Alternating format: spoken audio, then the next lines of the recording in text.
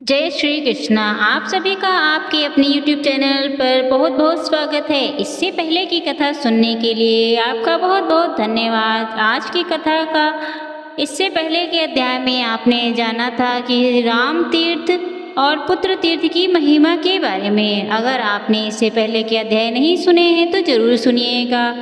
आज की इस अध्याय में आप स्नान करेंगे शुक्ल तीर्थ, श्री विष्णु तीर्थ, लक्ष्मी तीर्थ और भानु तीर्थ के महात्म का। इन अध्यायों को सुनते समय आपने सुना होगा प्रवश। प्रवश का अर्थ होता है खीर, जो देवताओं के लिए बनाई जाती है। शुक्ल तीर्थ मनुष्यों को सभी प्रकार की सिद्धि प्रदान करने वाला है। उसके स्मरण मात्र से संपूर्ण अभीष्ट वस्तुओं की प्राप्त होती है। भारद्वाज नाम से विख्यात एक बड़े महात्मा मुनि थे। उनकी पत्नी का नाम पठीनाथ था। वह पतिव्रता धर्म का पालन करती हुई अपने पति के साथ गौतमी के तट पर निवास करती थी। एक बार मुनि ने अग्नि और सोम देवताओं के लिए तथा इंद्र और अग्नि देवताओं के लिए प्रवेश अर्थात खीर बनाया। पुरुदा राष्ट्रपति रहा था। उसके धुएं से पुरुष प्रकट हुआ। ब्रह्मा जी ने मुझे वरदान दिया कि तुम सुखपूर्वक यज्ञों का पालन करो। मेरा छोटा भाई काली भी बलवान और अत्यंत भीषण है। मैं कल अब मेरे पिता मेरी काली और मेरा छोटा भाई भी काला ही है। मैं कुंदत बनकर यज्ञ का नाश और युग का छेड़ना करूँगा। जिसे सुनकर भरद्वाज मुनि कहने लगे, तुम मेरे यज्ञ की रक्षा करो, क्योंकि यह मेरे सनातन धर्म में है। मैं जानता हूँ कि तुम यज्ञ का नाश करने वाले हो, तो भी मेरा अनुरोध है कि तुम ब्राह्मण सहित मेरी यज्ञ की रक्षा करो। यज्ञ ने सुना तो कहने लगा कि यह भारद्वाज, तुम संक्षेप में मेरी बात सुनो। पूर्व काल में देवताओं और दानवों के समीप श्री ब्रह्मा जी ने मुझे श्राप दिया। समय मैंने लोक पितामह ब्रह्मा जी को प्रार्थना करके प्रसन्न कर लिया। जब श्रेष्ठ मुनि तुम्हारे ऊपर अमृत का छींटा दे रहे थे, तब तुम स्पर्श से मुक्त होकर जाओगे। इसके सिवा और कोई दूसरा उपाय नहीं। ब्राह्मण, तब आप जब ऐसा ही करेंगे तब आपकी जो इच्छा होगी वह संपूर्ण हो जाएगा। यह मिथ्या नहीं है। शक्ति यज्ञ की बात सुनकर भारद्वाज जी ने कहा कि महात्मी, तुम मेरे शाखा हो, अतः जी उपाय से यज्ञ की रक्षा हो वह बताओ।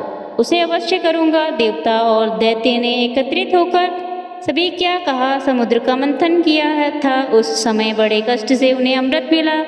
अब वही अमृत मुझे कैसे सुलभ हो, यह अगर तुम प्रेम वासु हो वही मांगो। ऋषि की यह बात सुनकर रक्षा ने बड़ी प्रसन्नता से कहा, गौतम, माना जाता है इन सब के द्वारा मेरा अभिषेक करो, अथवा गंगा का जल ही और स्वर्ग की इन वस्तुओं से ही अभिषेक करो। सबसे उत्कृष्ट एक दिव्य अमृत है, जो वो है गौतमी गंगा का जल। सुनकर भारद्वाज मुनि को बड़ा संतोष हुआ। उन्होंने बड़े आधार के साथ गंगा का अमृत से जल हाथ में लिया और उससे रक्षा का अभिषेक किया, जिससे वह महाबली रक्षा शुक्ला वर्ण का होकर प्रकट हुआ। जो पहले तो काला था, अब वह क्षण भर में ही गोरा हो गया। प्रतापी भारद्वाज ने यज्ञ समाप्त करके ऋतिक बीजों को भिजा दिया। जिसके बाद रक्षा ने पुनः भारद्वाज से कहा, ये मुझे अब मैं भी जाता हूँ। तुमने मुझे गर्भ का वर दिया, जिससे तुम्हारे इस तीर्थ में जो लोग भी स्नान, दान, पूजन आदि करेंगे उन सभी को सिद्धि प्राप्त होगी। तीर्थ के नाम से विख्यात हुआ दंडकारण्य में गोमती गंगा के तट पर वह तीर्थ स्वर्ग का खुला हुआ दरवाजा है। वहाँ गंगा जी के दोनों तटों पर 73 हैं, जो सभी प्रकार की सिद्धि देने वाले हैं। श्री विष्णु था तीर्थ के नाम से जो विख्यात तीर्थ है, उसका वृत्तांत भी सुनो। मृदुल के पुत्र गोदगाल्य एक प्रसिद्ध महर्षि थे, जिनकी पत्नी का नाम जबला था।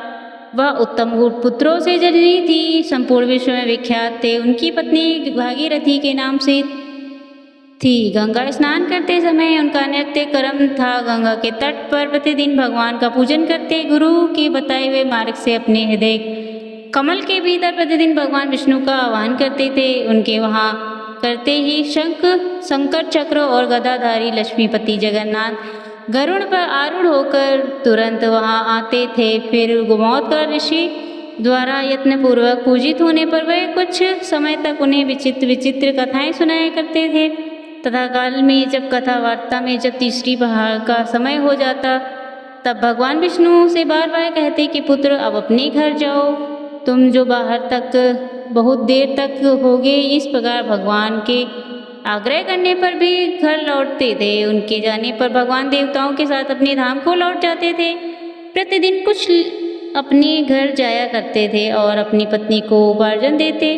उसके स्वामी शाक फल अथवा मूल जो कुछ भी ला देते उसे वह उसका संस्कार करती और पहले अतिथियों बालकों तथा पति को वर्षती इन सबको भोजन देकर फिर वह स्वयं अन्न ग्रहण करती। जब सभी लोग भोजन कर लेते तब वह एवं ग्रहण करती और लिए मणि प्रतिदिन रात में प्रसन्नतापूर्वक श्री विष्णु के मुख से सुनहरी कथाएं सुनाते। फिर इस प्रकार बहुत समय व्यतीत होने के बाद मधुलिति मुनि ने पत्नी पुत्र भाई बंधु और माता पिता के साथ उत्तम भोग भोगे। अंत में मोक्ष भी प्राप्त कर लिया। तब से वह तीर्थ मुनि तीर्थ और विष्णु तीर्थ नाम से प्रसिद्ध हुआ। वहाँ का स्नान भोग मोक्ष देने वाला है। अगर किसी तरह उस तीर्थ के नाम का श्रवण अथवा उसका स्मरण ही हो जाए तो भगवान विष्णु प्रसन्न हो जाते हैं और वह मनुष्य पापों से मुक्त होकर सुखी हो जाता है। श्री ब्रह्मा जी कहते हैं, नारद विष्णु तीर्थ के बाद लक्ष्मी तीर्थ जो लक्ष्मी की वृद्धि और दरिद्रता का नाश करने वाला है, उसका पवित्र इतिहास बताता हूँ, ध्यान पूर्वक सुनो। पूर्व काल की बात है। लक्ष्मी और दरिद्र देवी में संवाद हुआ। वे दोनों एक दूसरे का विरोध करती थी। संसार में आई तीनों लोकों में कोई भी वस्तु ऐसी नहीं जहाँ वह व्याप्त न हो और दोनों ही कहने लगी, मैं बड़ी हूँ, मैं बड़ी हूँ। लक्ष्मी ने सलाह दी, मैं देहधारियों का कालशील और जीवन में ही हूँ, मेरे बिना तो जीते ही मृतक के समान है। लक्ष्मी की बात सुनकर दरिद्र ने भी तारक उपस्थित किया। नारद दरिद्र इस प्रकार कहने लगे कि मैं ही सबसे बड़ी हूँ, क्योंकि मुक्ति सदा मेरे ही अधीन है। जहाँ मैं जाती हूँ, जहाँ मैं हूँ, वहाँ क्रोध स्वतंत्रता का भी अभाव रहता है। सभी प्राणी सम्मानित होते हैं। निर्धन मनुष्य शिवा के ही समान तुल्य क्यों न हो, सभी के द्वारा तिरस्कृत होता रहता है। मुझे कुछ दीजिए, ये वाक्य मुँह से निकलते ही बुद्धिश्री, लज्जा, शांति और कीर्ति ये शरीर के 5 देवता तुरंत निकाल कर चल देते और गौरव अभी तक टिके रहते। जब तक मनुष्य दूसरों के सामने हाथ नहीं फैलाता तब पुरुष याचक बन गया। कहाँ गया और कहा गौरव जी, तभी तक सबसे उत्तम समस्त गुणों का भंडार और सभी लोगों का वंदनीय रहता जब तक दूसरे से याचना नहीं करता। प्राणियों की निर्धनता सबसे बड़ा कष्ट और बड़ा पाप है। ये लक्ष्मी का युक्त सुनकर दरिद्र बोली, मैं लक्ष्मी, मैं बड़ी हूँ, यह बारंबार कहते हुए तुझे लज्जा नहीं आई? मैं जो श्रेष्ठ पुरुषों को छोड़कर सदा पापियों में ही रमती रहती तो तेरा विश्वास करता है तो उसके साथ वचन करती, फिर बड़ी बड़ी देंगे ऐसे हाक रही। तेरे मिलने पर मनुष्यों को भारी जैसा भारी पश्चाताप ही पड़ता है, वैसा तुझे सुख नहीं मिलता। मदिरा पीने से भी पुरुष को वैसा भयंकर नाश नहीं होता जैसा तेरे समीप रहने मात्र से विद्वानों को भी हो जाता है। लक्ष्मी, तू सदा पराई पापियों के साथ निवास करती है। भगवान शिव और विष्णु की भक्ति क्रीड़ा के समान सदाचारी संत साधु विद्वान सुगुरवीर और बुद्धि वाले श्रेष्ठ पुरुषों में मेरा निवास है और किसी निर्भय मनुष्य के साथ रहा करती हूँ कि तू कहाँ रहती है यह भी सुन ले। पाप परायण राज कर्मचारी, निष्ठुर खाल, जुगलखोर, लोभी, विक्रांत, कृत, धर्मघाती, मित्रद्रोही, अनिष्कारी तथा हृदयहीन मनुष्यों में ही निवास करती है। इस तरह विवाद करते हुए दोनों मेरे पास आई। नारद मुनि ने बात सुनी। ये इस प्रकार कहा, पृथ्वी तथा आप अर्थात जल की दोनों देवियाँ मुझे ही प्रकट हुई हैं। स्त्री होने के कारण वे स्त्री के विवाद को समझ सकती हैं और कोई नहीं समझ सकता।